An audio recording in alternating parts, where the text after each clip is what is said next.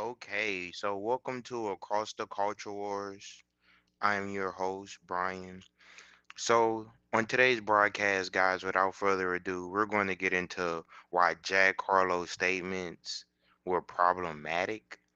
And on tonight's broadcast, we're going to get into a deep history of a little brief history on music history in America, what's been going on in the United States, what shaped the United States. Music is one of the biggest exports in the United States. A lot of people may or may not know this. So we're going to get to the point on this because it's not what he said per se that's the only problem, but it's the greater conversation around it. Okay, why was the statements problematic that Jack Harlow stated? Um, he stated that he got blacker by the music that he made on the new Monica album. So we're going to get into it. So thank you guys for joining. Hit a like. Let's get busy. Okay. Hi, this is just a reminder that Black people created country music. If you don't believe me, here are some of the sources about the history of country music, including one from Harvard. For instance, the banjo is a crucial instrument in country music and it has its origins in West Africa. It's similar to a lute that was brought over by enslaved Black people during the transatlantic slave trade. What is now called hillbilly music actually has a very rich history in things like African folklore, field songs, spirituals, and the blues. We see a lot of white people trying to gatekeep country music, and yet they are neglecting the fact that the very reason this genre exists in the first place is because of this root that traces all the way back to enslaved Black people, to African music, and to a genre that was born of oppression in the United States. So when people complain about Beyonce not being country music, or when white people were mad about Lil Nas X, just know that like many things, this hatred is rooted in racism and cultural appropriation, because guess who was actually the founders of this genre? It wasn't white. And it's not just country music. It's all of the major popular music in the United States was popularized by Black Americans. So we're going to get into that question and that topic. So we're going to have to talk about cultural differences. We're going to have to talk about why Black creators were marketed out of it. We're going to have to go into a little bit of history. We're going to have to we're going to have to dig into the vault a little bit to understand what happened and why it happened, and we're going to touch on the Jack Harlow situation also. So stay tuned, and I thank everyone who's been giving the page a lot of love. So let's get back to some of these primary sources right quick.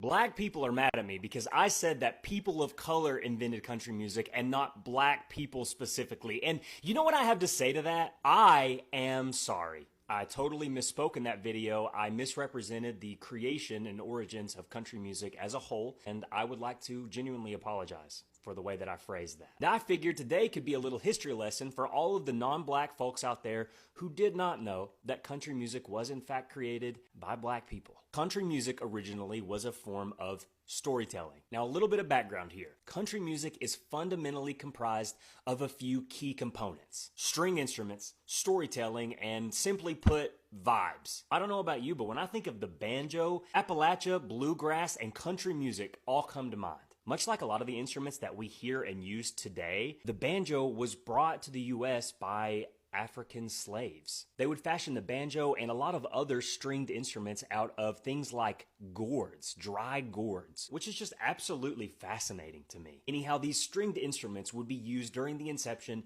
of what we know today as blues. And blues was the parent genre of so many styles of music that we hear on the radio today, including country, because of the heavy storytelling that was often found in blues music. Now here's the important part. At the time of the inception of country music, Black people were not allowed to be in spaces where white entertainment took place. So it was very common for white people to put on blackface and perform this blues esque music that was created by the African slaves. And get this, the music was so good, even when it was being used as a joke for entertainment, that it started to be taken seriously in mainstream media. So literally, black people created a genre of music, white people stole that music, did it on stage in blackface for entertainment purposes, and the viewers of these racist depictions liked the music so much that it started to gain traction and became a popular music genre. And of course, the credit goes to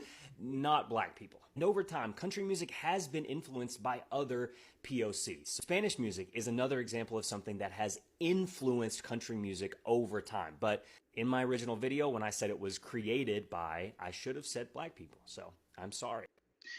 And I think that this conversation is a much needed conversation because we have, as a black person, I could say we have been, and a musician, we have been written out of our history. And so many, I play the guitar and I also play the piano.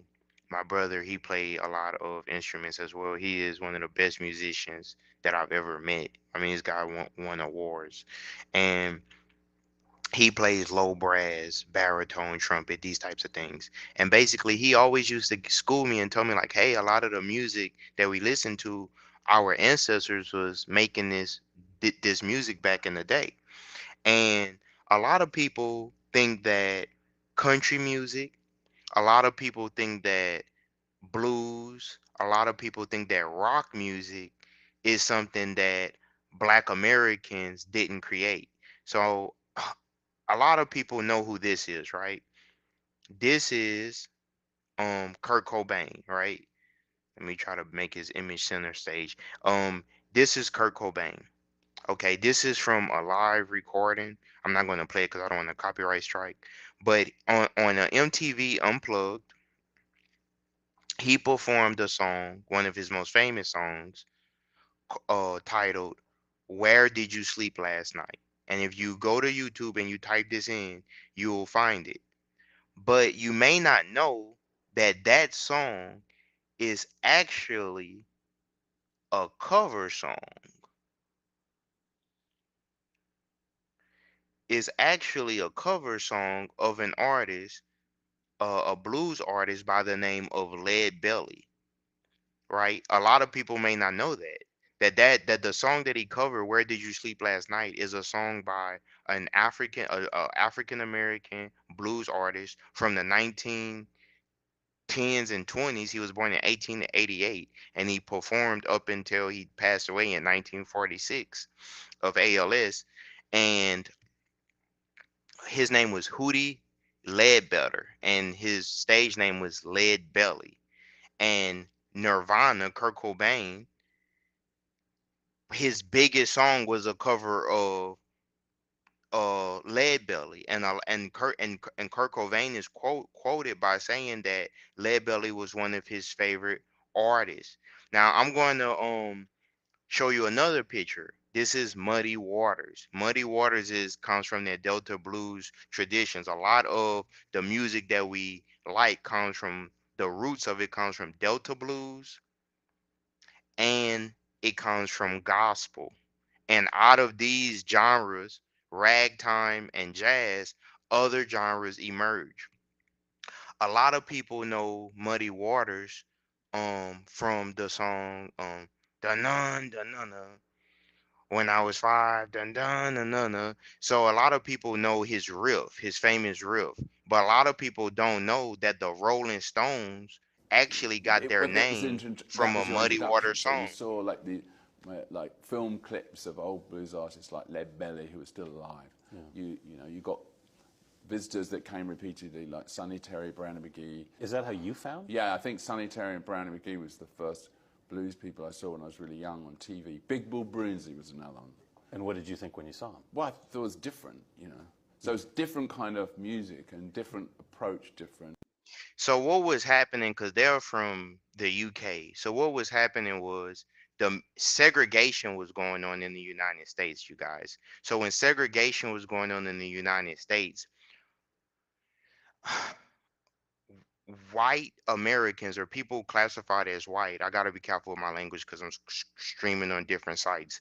But people that was in the dominant society were not trying to give props or listen to or engage in social activities with people classified as other. So a lot of the music that was taking place in America, it was categorized as trashy music or less than.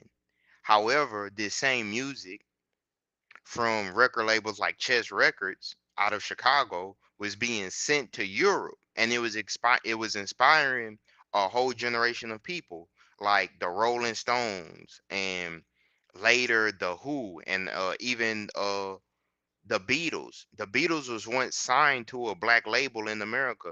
So people like Elvis, all of these people learned their music and got a lot of their style and recreated the style that Southern Black Americans popularized. And then Southern Black people started moving to Chicago when the plantation industry um was destroyed by the bull weevil, which is a type of bug that destroyed the cotton industry.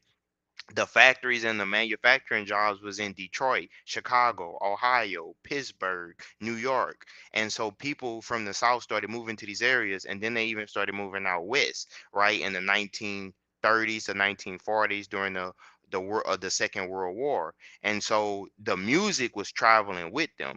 And with industrialization, we get the electric guitar.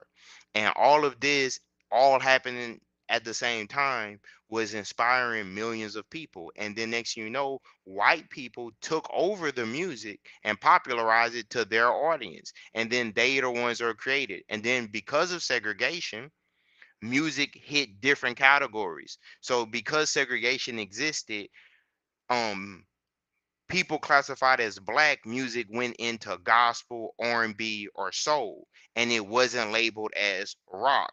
Rock music became the marketing tool that they used to promote it to the dominant society. So our music got reclassified under these different genres, but really all of these genres have the same source.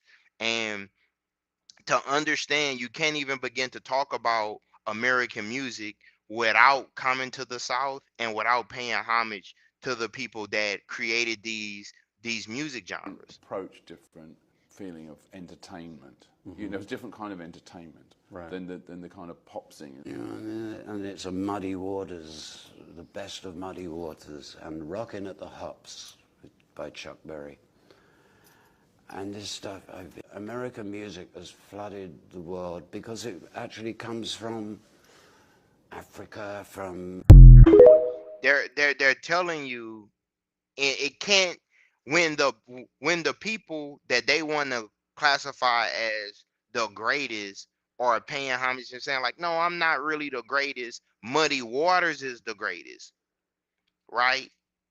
The same people that you were discriminated against, that you were passing these laws against, you have to say that these people inspired me. And then this is part of the reason that a lot of the elements and the culture is misconstrued. And this is why the statements of people like Jack Harlow is problematic. It's nothing wrong with saying that you were inspired by black people, but we live in a world where so much of our music has been pirated, so much of our soul has been pirated, and a lot of these artists had their masters, their music publishing stolen. So you have two types of publishing in the music industry, right? You have the idea of the song, which is the song rights, and then you have a separate side, which is the recording of the song. So what these labels would do is they would pay the artists who were coming from extremely segregated and poor areas a lot of times. They would pay the artist for the song and then steal the publishing as though that they wrote the song. And so in publishing the actual song credits, you can get money off that song well into the future. It will well outlive the artist. What they started doing too was they would let the artist have the recording of the song, take the publishing and then bury the recording, and then you can just get someone else to record the song, right? And then they get a separate credit for this. But hip hop kind of changed this because with the sampling of records, a lot of older artists' music was brought back to the forefront, and then they got paid that way. But that was your introduction. So you saw like the like film clips of old blues artists like Lead Belly who are still alive. Yeah. You got visitors that. Now you guys got to understand this. Lead Belly from Louisiana, born in 1888, passed away in 1946, was inspiring people like Kurt Cobain of Nirvana and uh people like this of the Rolling Stones well after his death. So when you start talking about who's the greatest of all time, you have to start throwing people that predated the internet into the conversation, because we wouldn't have a Kurt Cobain. We wouldn't have grunge music if it wasn't for the Delta Blues. You wouldn't have the modern rock that you have if it wasn't for the Delta Blues. They were the first rock stars, right? And the music that they created came out of people like Jimi Hendrix. The music that these people came out of having something to express, having a counterculture. You're telling us that we're not anything. You're telling people like Fats Domino, who was a pioneer of rock and roll in the 50s, right? These names have been written out of history, right? And so we have to pay homage. That's all I'm saying. Feel like jumping overboard and drown. Up on 1927. Yeah, that's been a long time.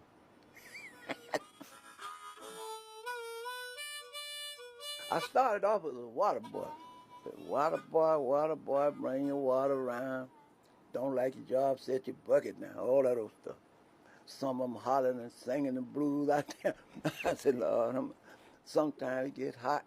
You got to wake good then. Oh, in them long, hot summer days. But that would be June, July, and you listen to the sound of black singing in any particular historical moment, right? You get a greater sense of what's happening in terms of black life. And a lot of that obviously is rooted in language, right? In the use of words and the use of sound. you got a good cotton crop. So you have to understand that the music that the black people created, it it reached levels that the people at the top of the society of every era never wanted it to reach and didn't think that it should reach. You have to understand that the black Americans' journey was documented through the music. So if you really want to understand history, you can't get all of the history in the book. You want to understand history, go turn on the record. Go listen to the music. And this has far-reaching consequences for the modern world. Why? Has the internet reduced the power of the gatekeepers? Because now conversations like this are going mainstream. Conversations like this should not be mainstream because it's still people that want to control a narrative. So if in the 60s this was going on, and in 2026 this is going on, has things really changed? Right? When these people stormed the Capitol, right? When these things was taking place, what music are they going to make?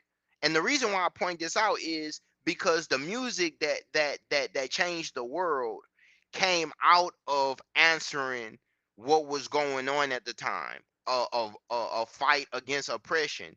But if you are the people doing the oppression, how can you make music that's going to reach everybody, right? So the rhythm and blues, the rock music, the distortion of a Jimi Hendrix guitar. One of my favorite musical guitarists, Ernie Isley of the Isley Brothers. The way he makes his guitar cry on songs like 1974 Voyage to Atlantis, and how people would like to say the Isley Brothers is not rock and roll. They're R&B. But this goes back to the segregation, the era of segregation, when music was categorized based on race. So some of the black Americans' contribution to American music is not a little bit here. No, it's everything from the banjo and the roots of country and bluegrass. So that's people that lived in the Appalachian region, black people that lived up there in North Carolina, Virginia, all of these type of places. People like Leslie Riddle, who famously met the Carter family. So they'll tell you about the Carter family when you're learning about country hit music, but they won't tell you about Leslie Riddle, right? Or they would mention him as like on a back burner.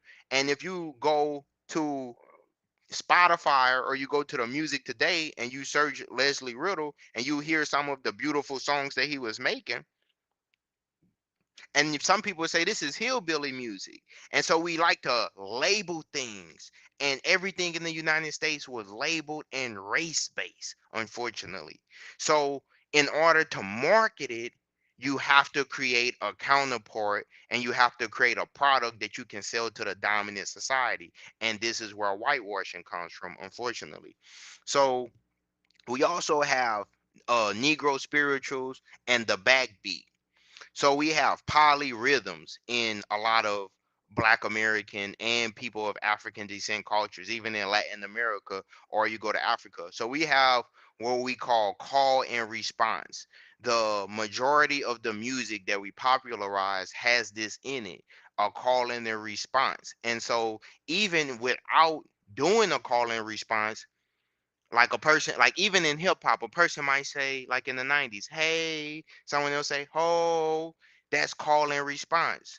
Or when you hear the chorus and you feel so electrified, you feel just so vindicated to where you have to sing the chorus. You it's like the chorus makes the song, right?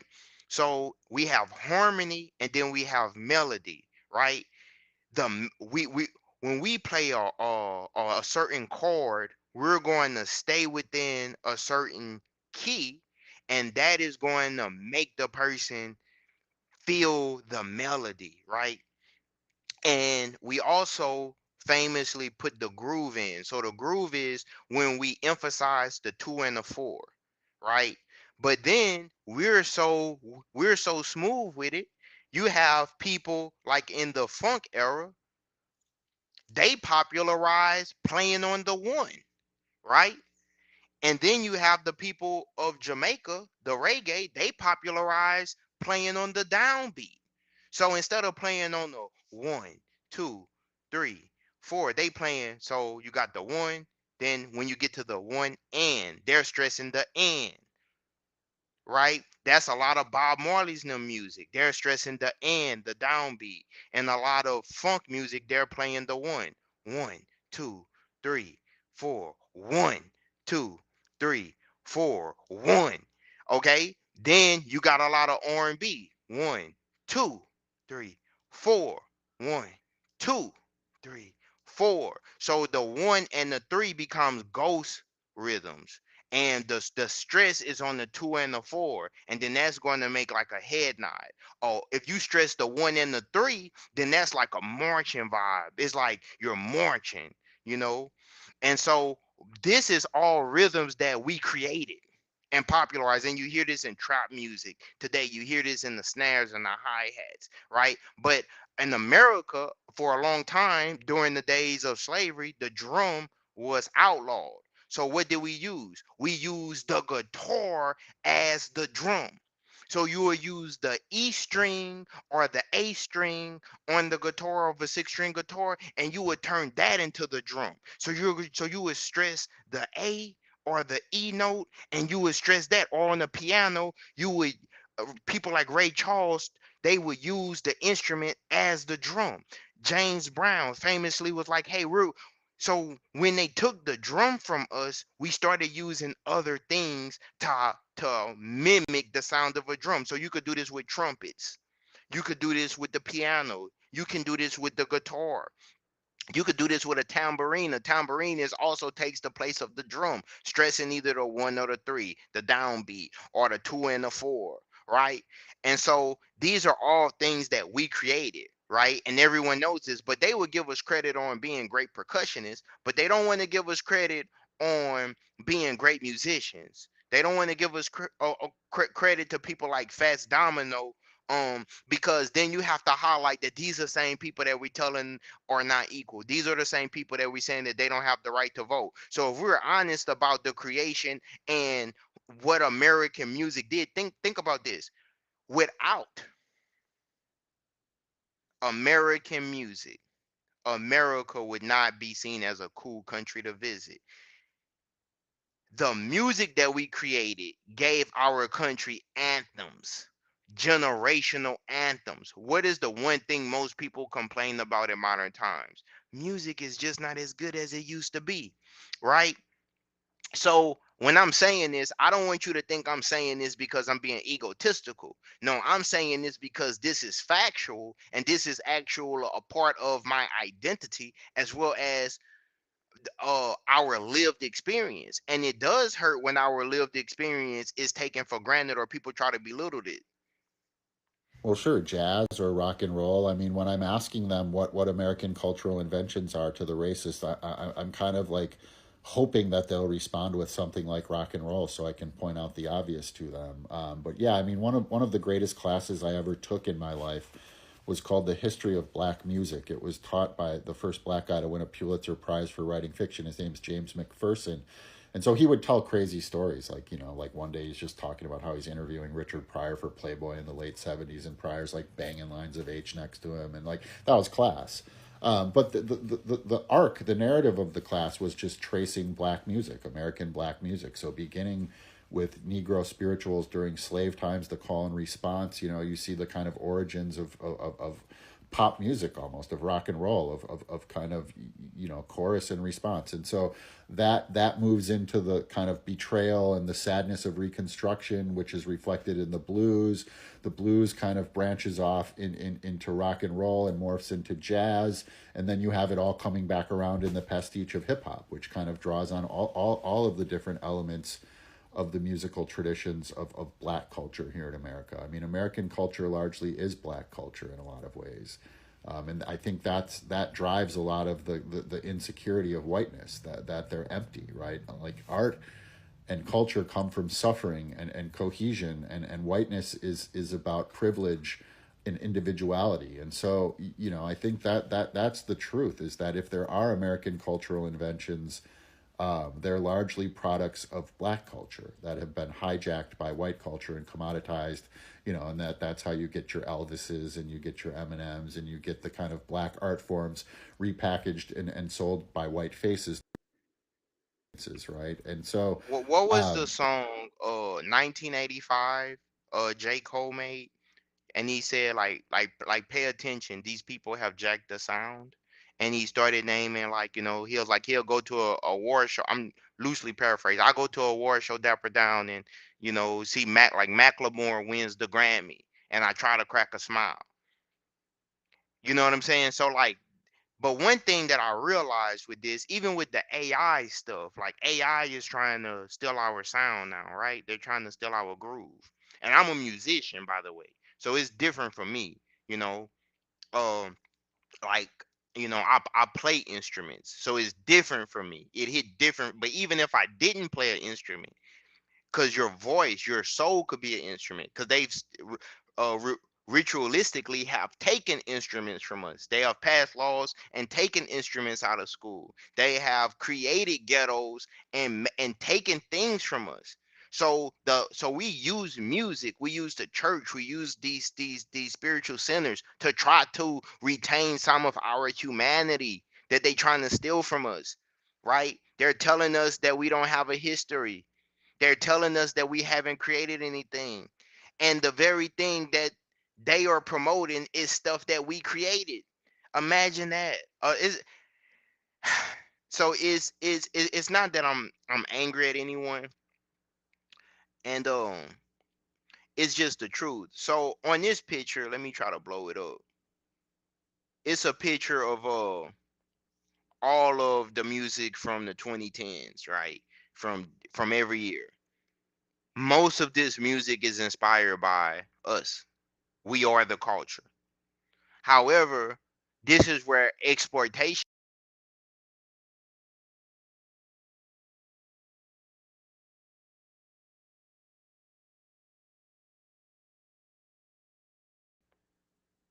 Here's the thing.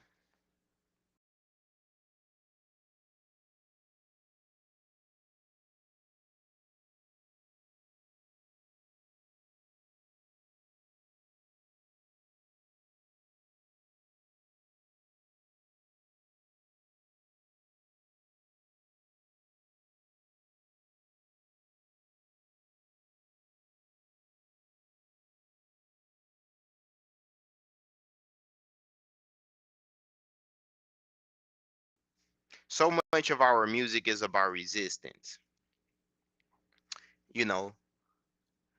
So when your music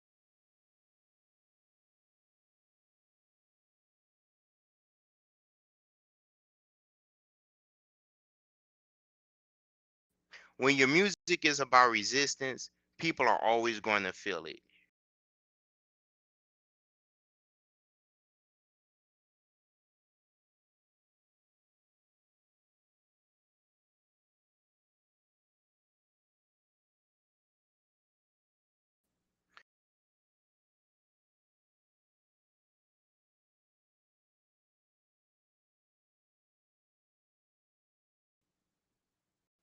They're playing with the stream tonight.